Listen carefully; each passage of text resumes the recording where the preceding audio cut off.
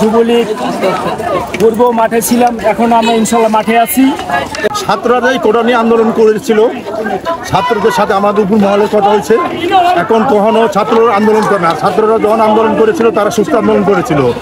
BNP, জামাত এবং যুবদল যে আন্দোলন করেছে, রাস্তাঘাটে মানুষের দোকান লুটপাট করেছে এবং রোডে ঘাটে যেই পাবলিক খাচ্ছিল ওদের মোবাইল মানিব্যাগ নিয়ে গিয়েছে। এটার বিক্ষোভ, এটার বিরুদ্ধে আমরা 100 নম্বর ওয়ার্ড যুবলীগের পক্ষ থেকে একটা বিশাল শোডাউন ব্যবস্থা করেছি। আমাদের সাধারণ সম্পাদক মোশাররফ ভাই আছে এবং আমি সিনিয়র সহসভাপতি মোহাম্মদ বাচ্চু মিয়া এবং আমাদের অঙ্গ সংগঠনের সব নেতৃবৃন্দ সবাই আছে, কর্মীরা সবাই আছে মাঠে ইনশাল্লাহ। তারা কালকে একটা তাণ্ডব করে গেছে জামাত বিএনপি শিবিরা, এবং আজকেও সকালবেলা ভোরবেলা একটা তাণ্ডব করছে।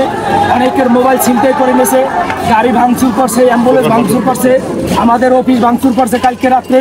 তাদের প্রতি আমরা প্রতিবাদ এবং নিন্দা জানাই এবং প্রধানমন্ত্রীর কাছে আমাদের আকুল আবেদন এবং সুদৃষ্টি দেওয়ার জন্য আমাদের যুবলীগদের উপরে একটু আমরা সবাই মাঠে আছি ইনশাল্লাহ। এই দেশ আমাদের রক্ত, এই দেশ আমাদের ঘাম ঝরানো দেশ। আমরা কখনো এই মাটি ছেড়ে যাব না, এই মাটিতেই আমরা থাকবো, এই মাটিতেই সবাই বাস করবে।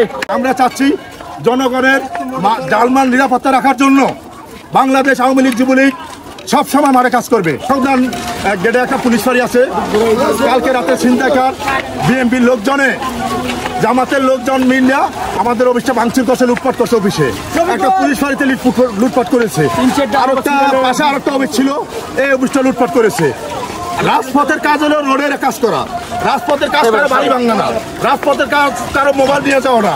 এটা যারা করতেছেন এটা আমরা এটার ব্যাপারে নিন্দা জানাচ্ছি 100 নম্বর ওয়ার্ড যুবলীগের পক্ষ থেকে।